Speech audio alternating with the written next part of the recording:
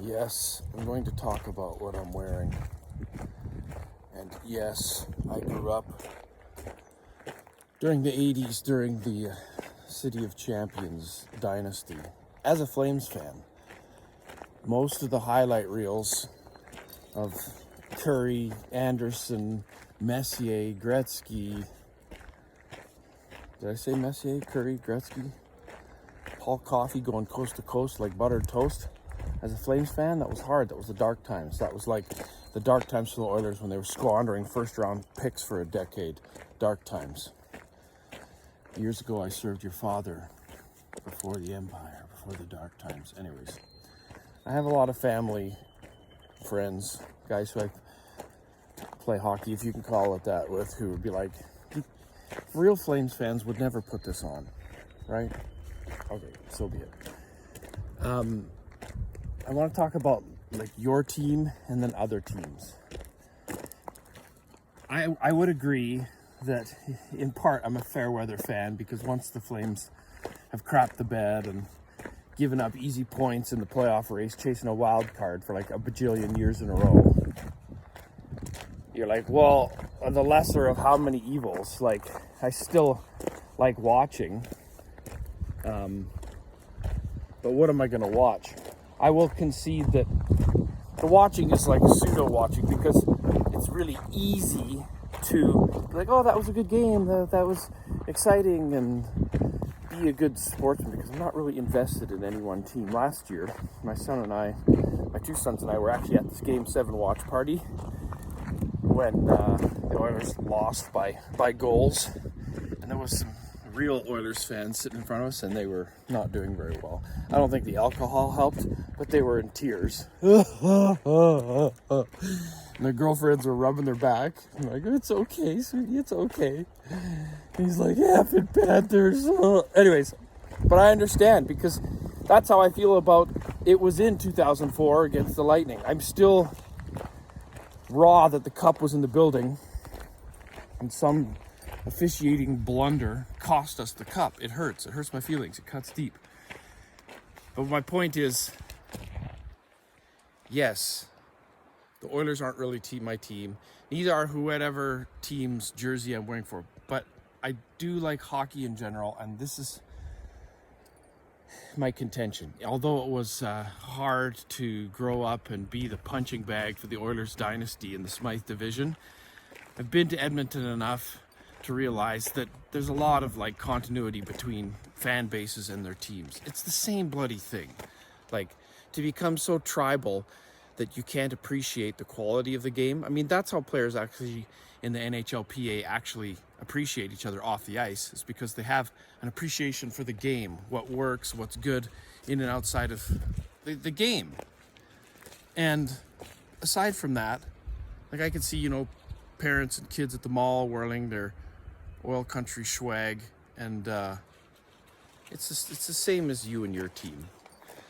But like I said, I'm not invested in cheering for the Jets or the Habs or the Leafs or the Senators or the Canucks to the same degree as when I'm cheering for the Flames. My attachment and my state of emotion, it feels largely involuntary when it's my team, when it's your team. But I still like the game enough that I got to pick someone to cheer for, and I'm of the mind that I'd rather cheer for any one of the 7 Canadian teams of 32 rather than some expansion team in the desert with a dumb logo and a fox track puck. I'm not excited. Like, I don't even, like, yes, the Hurricanes used to be the Whalers, but who cares?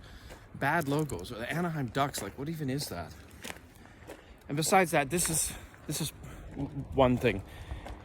If wasting your time and devoting your attention to the bread and circus that is organized sports anyways, and not paying attention to things that you otherwise should be paying attention to in your life, has any merit at all, I would assert that some of that merit has to do with some of the dynamic of serenity prayer of team sport, things you can control, things you can't, the wisdom to know the difference.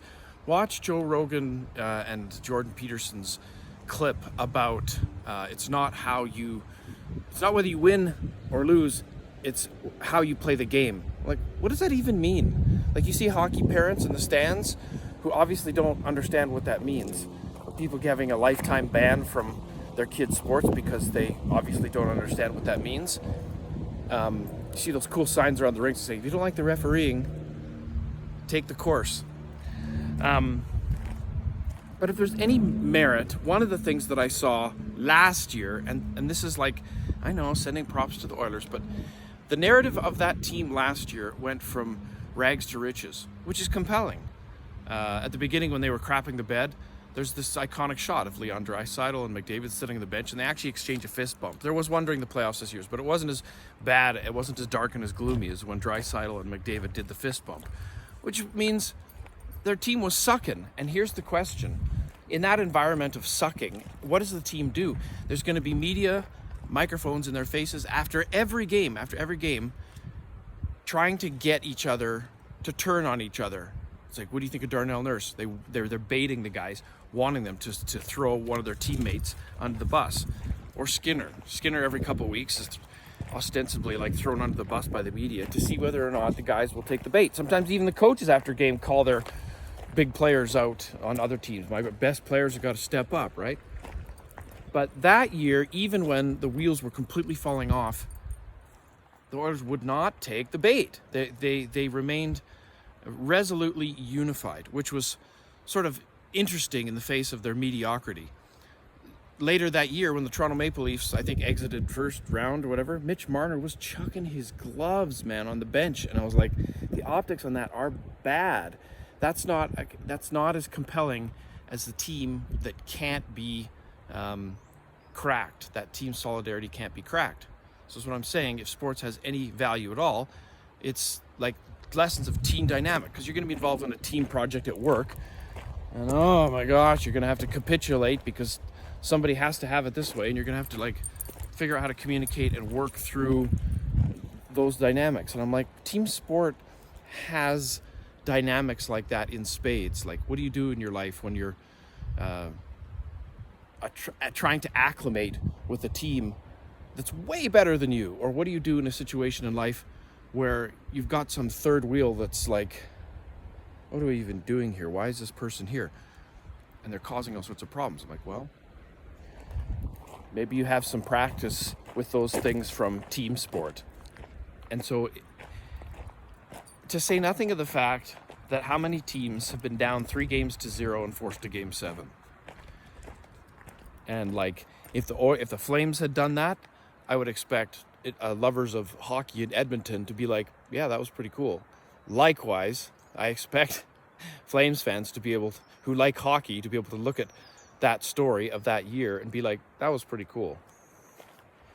I know I'm barking up a tree and I'm trying to like address like generations old tribalism, and I am saying that if you say City of Champions to me, it's still triggering because of what it was like to be a Flames fan in the 80s. But I'm kind of over that now. All I want now is for a Canadian team to win. And guess what? You only have one left. So what are you going to do? March around in your Leafs jersey? That ship has sailed again. Search 40 years of failure on the YouTube channel Urinating Tree. Yes, exactly what I said. The channel is called Urinating, as in taking a whiz, Tree. Urinating Tree, Toronto Maple Leafs, 40 years of failure. Anyways. So, and BP's is all in on Edmonton. So, Canada, it's oil country. What are you going to do about it?